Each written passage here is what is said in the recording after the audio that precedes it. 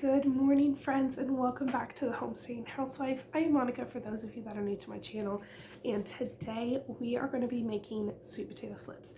It is so easy and so cheap to make the slips yourself instead of buying them at the store or from a seed company, and they are just as good. Last year I had an abundance of sweet potatoes my first year making my own slips.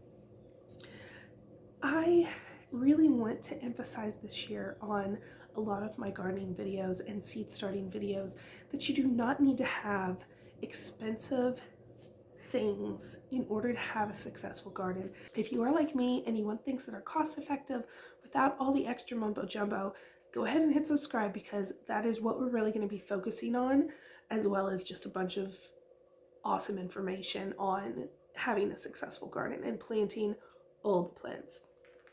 But today specifically, we're going to talk about sweet potatoes. You can buy your sweet potatoes from the store to be able to do this. So I'm going to bring you in close and we're going to go ahead and get started. It is so simple. You need toothpicks, or I mean, you can go get some twigs from your yard if you really wanted to. I have toothpicks, I have water,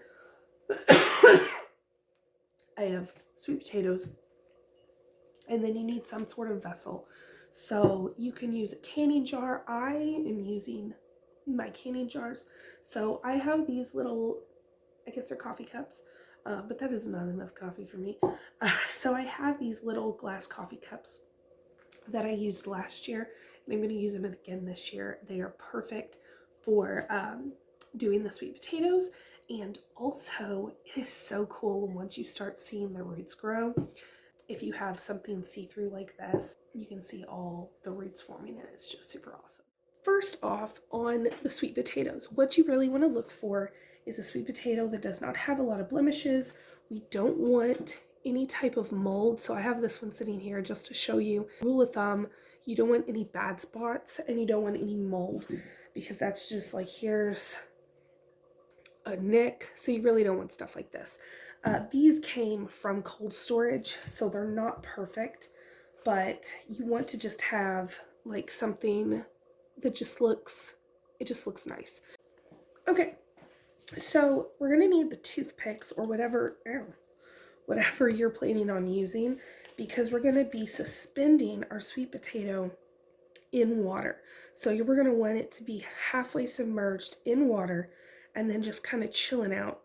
So what you want to do first, go ahead and fill your vessel up, and then we'll just set that aside for a second. So you want to have your root side down, and that's going to be your pointier end. Here's our root end, so that's the side we're going to have down. Stick your toothpicks in. I like to do 3 or 4.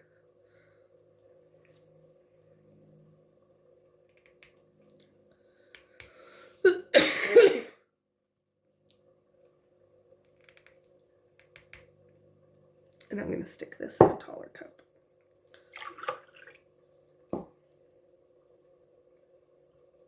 Just like that. So now, as time goes on, we're going to start seeing roots coming out of the bottom of this. And I'll bring you an updated video. Is the bottom of this sweet potato, it's going to start rooting in the water. So you'll start seeing all the white roots coming out into the water. Then you'll start seeing slips, so little sprouts forming at the top of the sweet potato.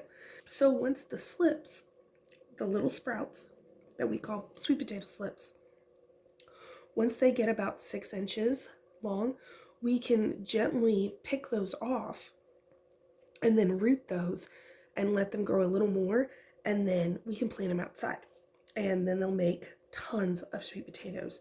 And I just think it is so cool that from one little sweet potato, I think last year from one potato I got at least 6 slips, so that's at least 6 plants. Now, as far as lighting requirements, these will need to have full sunlight, so you can either put them under a grow light or you can just set them in a windowsill. I've liked setting mine in a windowsill because I only have so many grow lights, and there is just not enough to do my tomatoes, peppers, etc., etc., and also have the sweet potatoes in there. So they get the windowsill while everything else gets the grow lights. So that is everything.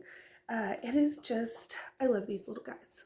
I am so glad I started doing this last year because it's so cost effective. So for my area, you can get, I think it was a 4-pack of sweet potato slips for like $6.